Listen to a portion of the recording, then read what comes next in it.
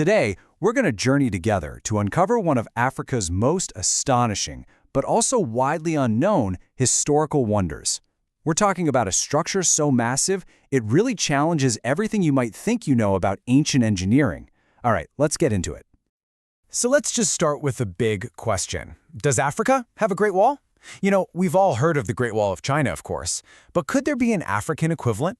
Well, the answer is a huge, resounding yes. And its story? Oh, it's absolutely incredible. So, I want you to meet the Great Walls of Dawro in Ethiopia. And what's just wild about them is the sheer engineering brilliance. See, unlike the Great Wall of China, which used mortar to hold the bricks together, the Dawro walls were built using this super sophisticated dry stone technique. It's basically like a giant puzzle of interlocking stones, all built to last for centuries. And they were built on a truly colossal scale. Let's just start with the height. These walls stood up to 3.8 meters tall. That's about 12.5 feet.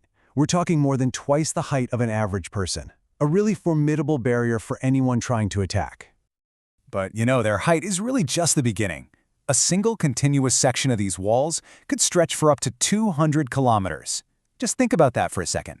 That's roughly the distance from New York City all the way to Philadelphia, built by hand, stone by stone. And this is where the scale becomes truly mind-boggling. Because when you realize that the walls were often built in multiple parallel rows, the potential total length is estimated to be over 1,200 kilometers. That's longer than the entire island of Great Britain, from top to bottom. And get this, these weren't just city walls. Most great walls in history, right? They were built to protect one single city or a fort.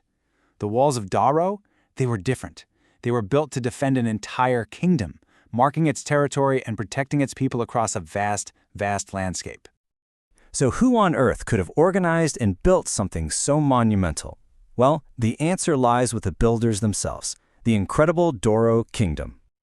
The Dawro Kingdom was a real powerhouse in the Ethiopian highlands. And this wasn't some scattered collection of villages. No, we're talking about a highly centralized and sophisticated state, with a strong monarch, known as the Kawa, right at its head. Their level of organization was just remarkable. The kingdom had this complex, seven-tiered system of governance. It went from the king at the very top, all the way down to local village leaders. And it was this incredible administrative structure that made it possible to mobilize the huge amount of labor needed for a project this big. Now, while construction started way back in the 16th century, there's one ruler who is forever linked with the wall's expansion, King Haile. In the 18th century, he was the one who really spearheaded the fortification efforts, turning these walls into a powerful tool for unifying his kingdom and fending off attacks. So this wasn't just a big wall. It was a smart wall. Let's dig into the military and cultural genius that made this whole thing so effective. The military strategy that was baked into the design was just genius. Attackers who managed to breach one wall would suddenly find themselves trapped in these deadly kill zones between the next set of parallel walls. And its 7 main gates weren't random either. They were strategically placed to control access to vital rivers and trade routes. This whole system was so effective it helped Dawro stand independent for centuries. You know, these walls tell a story that spans 400 years. They first went up in the 16th century as a defense. They were expanded under legendary kings. They stood as a symbol of sovereignty until the kingdom was annexed in 1893, and now, today, they face a whole new set of dangers. But their purpose went way beyond just defense. The walls were powerful symbols. They actually held annual processions along their lengths, which reinforced the king's authority. They were like living history lessons, embedding the kingdom's story right into the landscape itself. So what's the fate of this incredible structure today? Let's bring the story right into the 21st century, where the walls are facing both immense risk and, actually, the promise of a renaissance. The threats are really serious. Stones are being looted for modern buildings, centuries of natural erosion are taking their toll, and even large-scale development projects, like the nearby Gib 3 Dam, pose a risk.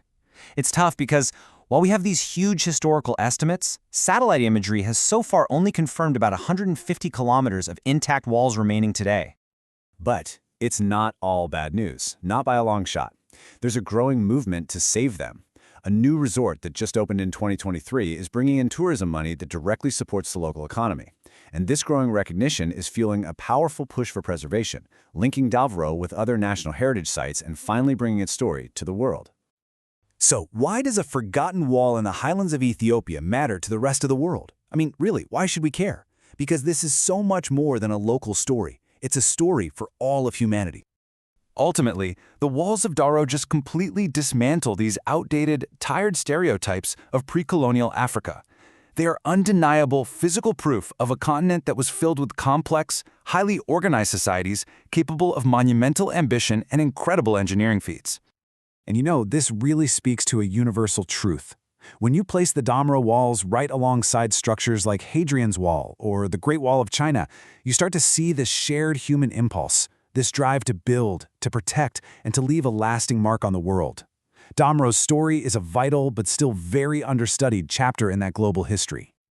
There's a quote from the source material that just says it all perfectly. These stones whisper a history of kings, wars, and ingenuity. Let's amplify their voice. For centuries, these stones have held these amazing stories, and now it's our turn to listen and to help share that story. The rediscovery of the Great Walls of Dawro leaves us with one final, kind of inspiring question. If a wonder of this scale could remain hidden from the world for so long, what other incredible histories are still out there, just waiting to be told?